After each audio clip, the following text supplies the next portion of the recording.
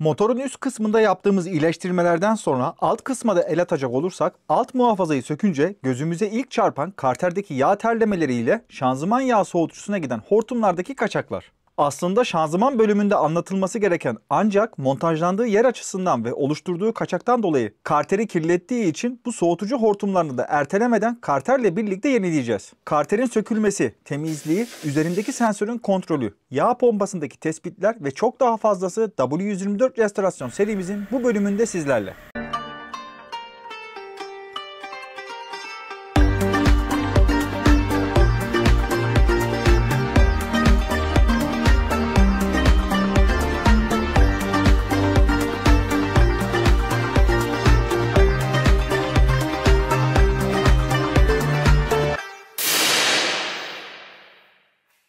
Daha rahat ve temiz çalışabilmek adına ilk yapacağım işlem sızıntı yapan bu şanzıman hortumlarının değişimi olacak. Şanzımandan çıkan ve çelik boru ile karterin yan tarafından gelerek esnek borularla da radyatöre giriş yapan bu gördüğünüz gidiş dönüş borularının rakorlarını sökerek işe başlıyorum. Söküm işlemi sırasında hortumlarda kalan yağ bir miktar akacağından alta bir kap koyarak hepsini söktüm. Bu noktada çok fazla konuşmaya gerek yok. Gördüğünüz gibi çıkan hortumların hali ortada.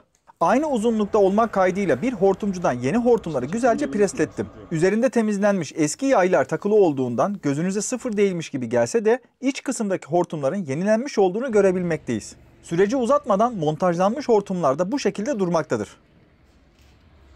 Asıl konumuza dönecek olursak karteri sökebilmek için ilk yapmamız gereken tapasını açıp motor yağını boşaltmamız gerekiyor. Yapılan diğer tamir ve değişim işlemlerinde araç uzun süredir yattığından iyice süzülen yağ boşaltıldıktan sonra bu tarz araçlarda hiç sevmediğim Japon grubunda epey kolay olan karterin söküm işlemi burada biraz zahmetli. BMW, Mercedes, Passat gibi araçlarda motor araç şasisine paralel yani dik pozisyonda olduğundan alt kısımda da motorun oturtulduğu travers yüzünden maalesef karteri direkt alamıyoruz. Motoru bir miktar yukarı kaldırıp alttan boşluk oluşturarak sökebilmek için motor takozlarının cıvatalarını sökmemiz gerekiyor. Tek tek saymadım ama karteri çevreleyen irili ufaklı 25-30 adet cıvatanın söküm işlemine başlıyorum. Burada göstermedim ama cıvataların söküm işlemine başlamadan önce içlerinde yalam olan var mı diye ufak ufak sıkma yönünde zorlayarak kontrol ettim. Çünkü bu noktada yapacağım tespitle karter söküldüğünde yalam olan noktalara heliko ile atarak diş açmayı planlamıştım ki çok şükür bu cıvataların hiçbirinde yalama olan çıkmadı. Birazdan sökeceğimiz şanzıman tarafındaki cıvatalar hariç motor bloğuna takılı olan tüm cıvataların sökülmüş olduğunu görmektesiniz.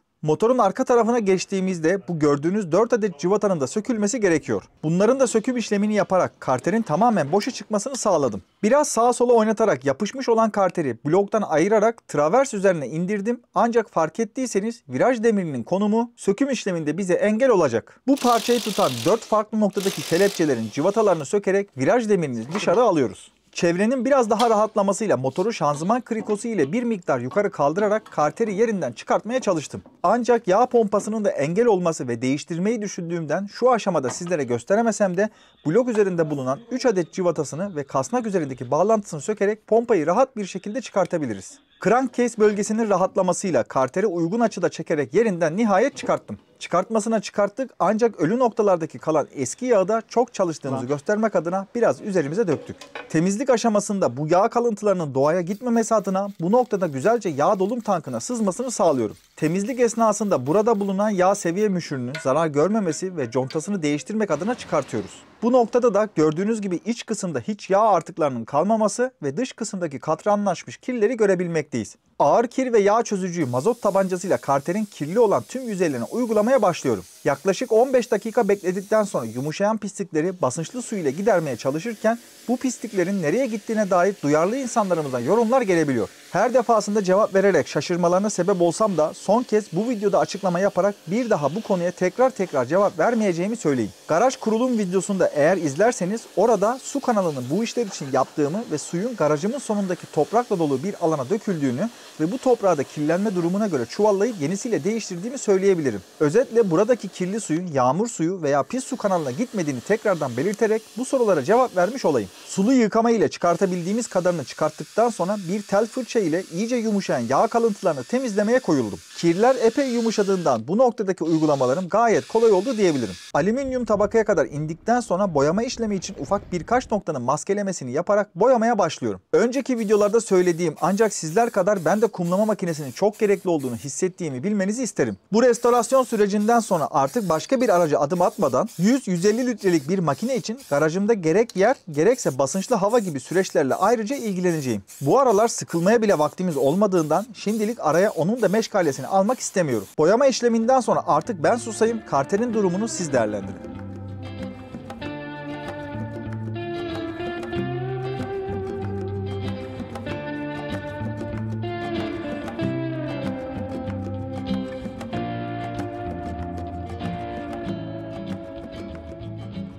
Temizlik öncesinde üzerinden söktüğümüz yağ seviye sensörünün de temizliğini yaparak acaba çalışıyor mu diye kontrole tabi tutmak istedim. Hidrofor tanklarındaki şamandıra mantığıyla çalışan bu sensörün içinde yağın miktarıyla yukarı aşağı hareket eden bir duba ve dubaya bağlı açık kapalı kontakları bulunan switchler oluşmaktadır. Ölçü aletinin kısa devre konumunda yaptığım yukarı aşağı hareketle dubanın oynamasını sağlayarak switch'in çalışıp çalışmadığını kontrol ettim. Yapılan bu testlerde zilin ötme sesine göre sağlam olduğuna emin olduktan sonra yağ sızıntılarının önüne geçmek için buradaki contanın da değiştirilmesi gerekmektedir. Bu noktada Viton O-ring kullanılırsa daha uzun ömürlü olacağı gibi benim kullandığım NBR kauçuk O-ring maksimum 20.000 kilometre sonrasında ufak ufak sızıntı yapmaya başlayacaktır. Başlangıçta da belirttiğim gibi ısıya dayanıklı bir O-ring kullanımında bu süre 50.000 kilometreye kadar çıkabilmektedir. Sensörü yerine 10 Nm ile sıkarak sabitledikten sonra karterin yağ dolum tapasını da yeni puluyla birlikte 20-25 Nm civarında toklayarak sıkıyoruz. Karter ile işimiz bittikten sonra yağ pompası tarafına bakacak olursak eski pompanın süzgeç kısmından bu perçin kafalarını çıkarttığımı daha önceki videomda belirtmiştim. Bu noktada yabancı maddeleri çıkarttıktan sonra pompanın giriş kısmındaki bu saca da bir mıknatıs yerleştirerek daha küçük çaptaki parçaların tutulmasını hedefledim. Aslında bu aşamada Febi ile yapılan işbirliği neticesinde tarafıma 34017 kodlu yeni yağ pompasını da göndermişti. Ancak çıkan pompaya baktığımızda blok üzerine sabitlenen yerdeki cıvata yuvalarının çapları farklı ve merkezleme pinlerinin takılacağı oyuklar bulunmuyordu. Aslında cıvata ile sıkarak merkezleme yapılabilir ama riske girmemek adına şimdilik bu pompayı kullanmadım. Doğal olarak bu parçayı madem kullanmayacaktın neden getirdin diyenler olabilir. Bunu da şu şekilde açıklayacak olursam aracı ilk aldığımda hatırlarsanız paylaştığım videoda yağ basınç göstergesinin sallantılı şekilde çalıştığını belirtip sorunun sensör mü, tesisat mı, kadran mı veya yağ pompasından kaynaklı olduğunu bilmediğimden ve bunların tespitini yapmakta zaman alacağından dolayı malzeme siparişi aşamasında kendilerine yağ pompasındaki bu istisnai durumdan bahsetmiştim. Her halükarda kendilerine çok teşekkür ederek bu pompayı aracın satılma durumunda yeni sahibine verileceğini, olası arıza durumunda değiştirilmesi için elinin altında duracağını da belirterek işlemlerime devam edelim. İlerleyen zamanlarda detaylıca bahsedeceğim bir konuda aracı ilk aldığım zamanlar yağ pompasının sağlam olup olmadığını yağ basınç testiyle kontrol etmiştim. Burada gördüğüm 4 barlık bir basınçla pompanın sağlam olduğunu görünce göstergedeki sallantının sensör veya tesisattan olabileceğini düşünerek şimdilik buradaki bölümü ara verdim. Karter ve pompanın montajından önce yağlı durumda olan oturma yüzeyinin de temizlenmesi gerekiyor. Video başlangıcında da belirttiğim gibi araç uzun süre yattığından artık yukarıdan yağ gelmediği için temizlik işlemi gayet kolay oldu diyebilirim. Yeni çalışmış motorda yağ sürekli yukarıdan temizlenen noktalara aktığı için sürülen sıvı conta veya yerleştirilen sert contanın yüzeye yapışmasına engel olabiliyor. Temizlikten sonra hala motorun etrafı ve alt taşıyıcıda ciddi kirlenmelerin olduğunu da görmektesiniz. İlerleyen videolarda da buraların temizliğini yaptığımızı detaylıca anlatacağım. Karteri montajlamadan önce oturma yüzeyindeki bu ek noktalarına da ilerleyen zamanlarda sızıntı olmaması için bir miktar sıvı conta uygulaması yapmamız gerekiyor. Yeni saç contayı karter üzerine yerleştirip ufaktan bir provasını yaparak her şeyin düzgün olduğunu görünce doğruca montaja geçiyorum. Motorun yaklaşık 10-15 santim kaldırılmış olduğunu belirterek karteri aradaki boşluktan yuvasına yerleştirmeye çalıştım. Pompa takılı olmadığı için bu yerleşim sürecinin nispeten kolay olduğunu söyleyebilirim. Pompanın yağ çıkış hattındaki bu noktaya da sıvı conta uygulaması yapmamız gerekiyor. Metal metale değdiği için buradaki uygulamanın sızdırmazlık açısından zorunlu olduğunu belirterek pompayı aradaki boşluktan geçirerek yerine oturtturdum. Pompanın dengeli oturması adına 3 adet cıvatasını 17 Nm ile tokladıktan sonra dişli kasnağının somununu da sabitleyici sıvı kullanarak güzelce sıkıyorum. Karteri birkaç cıvata ile tutturma işleminden sonra ortadan dışa doğru ve çaprazlama olacak şekilde metrik altı cıvataların hepsini 10 Nm ile tokladım.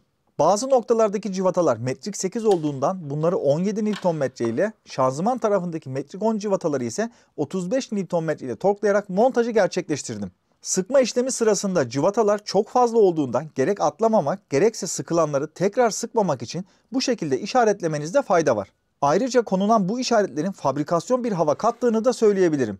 Uzun lafın kısası, karterin montajını yaklaşık 20 dakikalık bir işlem sonucunda bitirmiş bulunmaktayız. Genelde kimsenin beklemediği, ancak dikkat ederseniz ki sıvı contaların üzerinde tam kurumanın genelde 24 saat yazdığı ve ticari kaygılardan dolayı bu duruma da dikkat edilmediği için özellikle karter bölgesinde aracınız tamirden yeni çıksa bile maalesef tekrardan yağ kaçırmaya devam edebiliyor. Bu olumsuzluğun yaşanmaması adına bir gün bekledikten sonra Febi sponsorluğunda yağ dolum işlemine başlayabiliriz. Yapılan işbirliği sonucunda 6 litre yağ ile yağ filtre kapağı ve yağ filtresini kendileri tarafıma ulaştırmıştır. Gelen parçalara yakından bakacak olursak 32549 kodlu pakette M111 motor için gerekli olan conta ve yağ filtresini bulundurmaktadır. Febi 180-090 numaralı parçamız da yağ filtresinin contalı kapağını göstermektedir. Aslında kapakta sorun yoktu, ancak yılların verdiği yorgunluktan dolayı ve sıcak soğuğa da maruz kaldığı için değişiminin iyi olacağını düşündüm. Motor yağına baktığımızda ise Febi 32936 kodlu 540 yağ,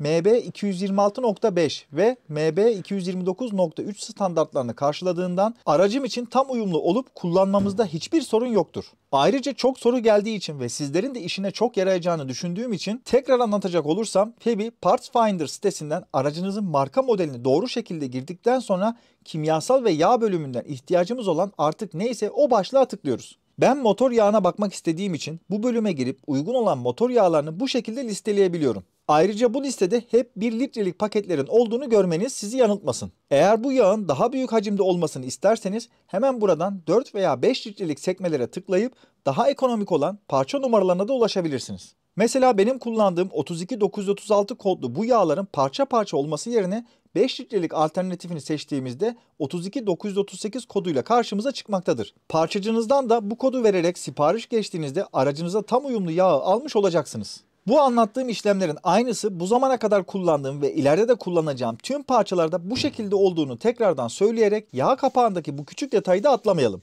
Yağ kapağında eskiyen bu contayı da yine Febi işbirliği neticesinde temin ederek yenileme işlemini yaptım. Bildiğiniz üzere kapağımız yeni boyandığı için olası yağ buharını sızdırması durumunda tekrar kirlenmenin önüne geçmek adına burayı da yenilemiş olduk. Reklamlar bittikten sonra yağ filtresinin değişimi için eski filtreyi yerinden çıkarttım. Gördüğünüz gibi iyice süzülmüş olan yağ filtresini attıktan sonra yeni filtreyi kapağıyla beraber yuvasına takıp daha sonrasında sıkma işlemini 25 Nm ile sonlandırdım. Yağ dolum işlemine de hızlıca bakacak olursak 5 litre yağı direkt boşaltarak dolum işlemini gerçekleştirdim. Silindir kapağı içerisinde hemen hemen hiç yağ olmadığından ve filtre haznesi de tamamen boş olduğu için kalan son 1 litre yağın da hemen hemen 700 mililitresini kontrollü bir şekilde araç çalıştırılıp dinlendikten sonra çubuktan kontrol ederek eklemiş oldum. Tüm bu işlemlerden sonra aracın artık marş yapmasına çok az kaldı diyebilirim. Soğutma sistemindeki temizlik ve parçaların değişimi araç çalışırken de devam edeceği için bununla ilgili videoları ilk marş videosundan sonra sizlere detaylıca anlatacağım. Yine ilk marş videosunu yayınlamadan önce yapmış olduğum güç aktarma organlarındaki restorasyon, ön keçe ve V kayış gergisi gibi işlemleri de önümüzdeki günlerde sizinle paylaşmış olacağım. Hem restorasyon serisinin bütünlüğünü bozmamak hem de videoların tek başına izlendiğinde ise problemlere çözüm olması adına konuların kategorizasyonu konusunda epey emek harcadığımı bilmenizi isterim. Bir de videoların çok geç geldiğine dair bazı eleştiriler var ki ancak koskoca yapım şirketleri bile dizileri yeri geliyor haftalık yayınlayamıyor. Benim tek başıma olduğum bu süreçte değerli ve güzel yorumlarınız dışında YouTube'dan inanın karşılığını alamama rağmen haftada birer adet video atmaya çalışıyorum. Umarım bu konuda da bana anlayış gösterirsiniz diyerek videoyu sonlandırıyorum.